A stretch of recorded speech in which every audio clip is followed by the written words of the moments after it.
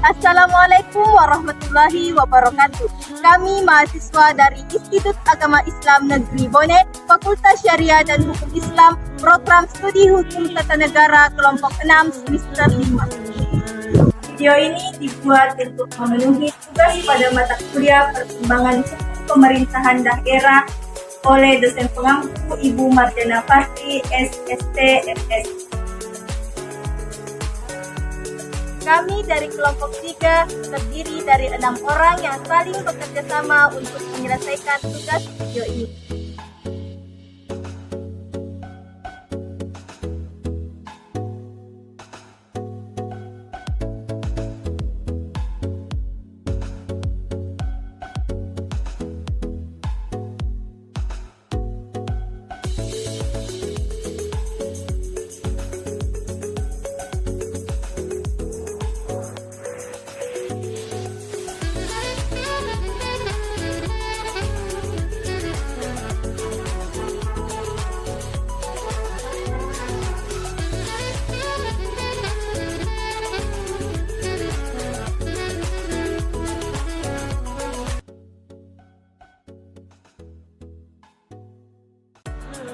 Pengertian pemerintahan daerah. Pemerintahan daerah adalah penyelenggaraan urusan pemerintahan oleh pemerintah daerah dan Dewan Perwakilan Rakyat Daerah menurut asas otonomi dan tugas pembantuan dengan prinsip otonomi seluas-luasnya dalam sistem dan prinsip Negara Kesatuan Republik Indonesia sebagaimana yang dimaksud dalam Undang-Undang Dasar Negara Republik Indonesia tahun 1945. Asas penyelenggaraan otonomi daerah. Yang pertama, asas desentralisasi adalah asas yang menyatakan penyerahan sejumlah urusan pemerintahan dari pemerintahan pusat atau dari pemerintahan daerah tingkat yang lebih tinggi kepada daerah tingkat yang lebih rendah, sehingga menjadi urusan rumah tangga daerah itu.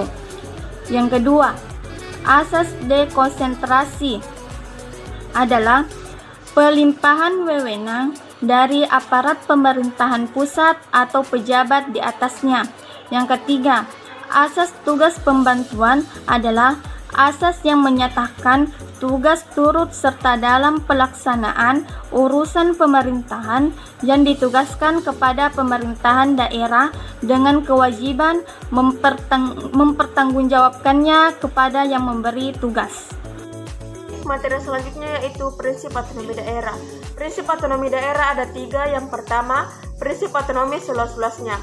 Prinsip otonomi seluas-luasnya berarti daerah diberi kewenangan untuk mengatur seluruh urusan pemerintahan di luar urusan yang diterapkan undang-undang. Kedua, prinsip otonomi yang nyata. Maksud dari otonomi nyata adalah otonomi diberikan kewenangan menangani urusan pemerintahan sesuai dengan tugas, wewenang, serta kewajiban yang ada. Selain itu, memiliki potensi untuk hidup dan berkembang sesuai dengan perkembangan daerah. Yang ketiga, prinsip otonomi yang bertanggung jawab. Walaupun otonomi daerah dilakukan seluas-luasnya, harus tetap sesuai dengan tujuan dan sesuai wewenang yang diberikan. Pelaksanaan otonomi daerah harus sesuai dengan konstitusi negara sehingga hubungan antar pemerintah pusat dan daerah tetap berjalan dengan baik.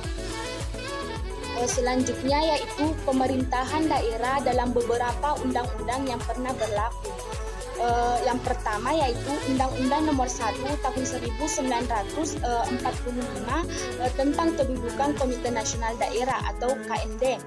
Pada undang-undang ini yang memberi kedudukan KND sebagai BPRD merupakan tindakan politis bertujuan menciptakan sistem otonomi yang sifatnya lebih luas daripada sistem otonomi yang ada pada zaman Belanda. KND menjadi Badan Perwakilan Rakyat Daerah atau BPRD yang bersama-sama dengan dan dipimpin oleh kepala daerah menjalankan pekerjaan mengatur rumah tangga dan daerahnya. Selanjutnya yaitu Undang-Undang Nomor 22 Tahun 1948 tentang penetapan aturan-aturan pokok mengenai pemerintahan sendiri di daerah-daerah yang berhak mengatur dan mengurus rumah tangganya sendiri. Menurut undang-undang ini terdapat 3 tingkatan daerah, yaitu provinsi, kabupaten atau kota besar, dan desa atau kota kecil. Selain daerah otonom atau biasa, terdapat pula daerah istimewa yang setingkat provinsi dan kabupaten. Pada periode ini dibentuk daerah-daerah sekaligus dengan penyerahan otonominya atau urusan pangkal. Prinsip pemberian otonomi kepada daerah tidak ditegaskan. Baik, di sini saya akan menjelaskan mengenai sedikit tentang Undang-Undang Nomor 1 Tahun 1957, penetapan Presiden Nomor 6 Tahun 1959, dan Undang-Undang Nomor 18 Tahun 1965. Adapun yang pertama, Undang-Undang Nomor 1 Tahun 1957 tentang pokok-pokok pemerintahan daerah dijelaskan terkait sistem otonomi real, yang dimana dalam pembentukan daerah otonom tidak diadakan perincian, tetapi secara luas pengurusan rumah tangga sendiri diserahkan kepada daerah itu, dan pemerintah pusat hanya mempunyai wewenang dalam hal-hal yang oleh undang-undang ditetapkan masih termasuk kekuasaan pemerintah pusat. Adapun yang kedua mengenai penetapan Presiden Nomor 6 Tahun 1959 tentang pemerintah daerah. Penetapan presiden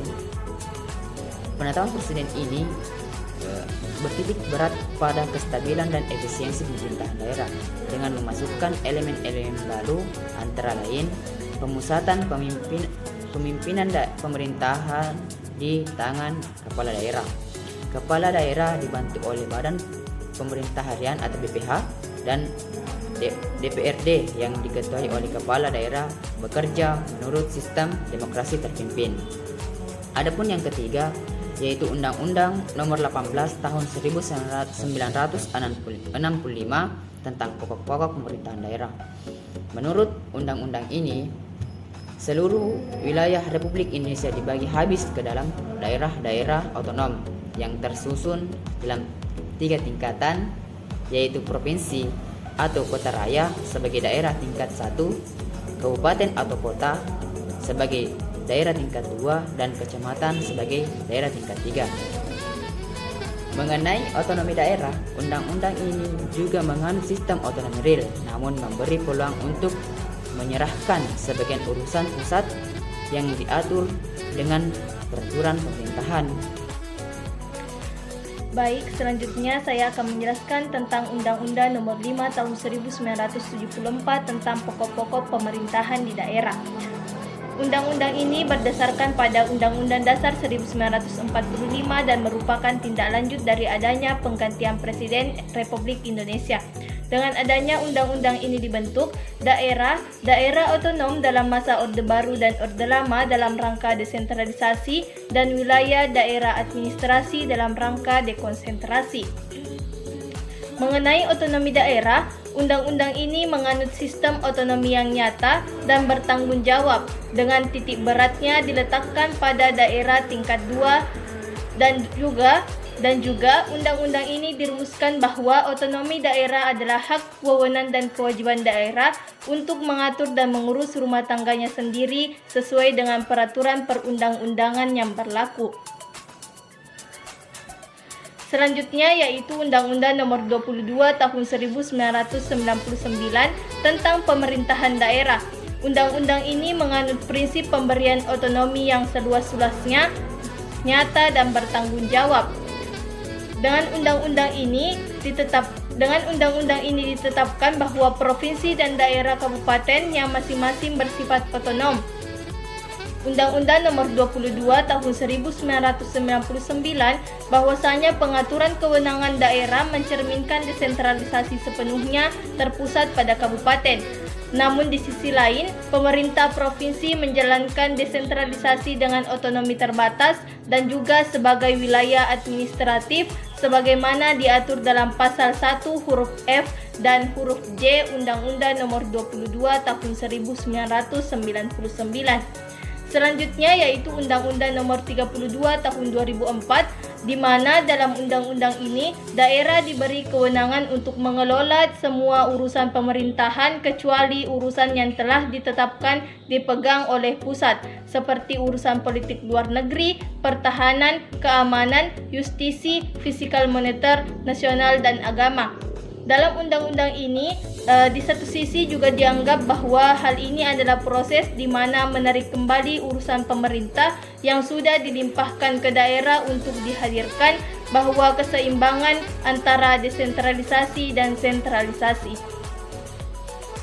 Undang-Undang Nomor 23 Tahun 2014 tentang pemerintahan daerah.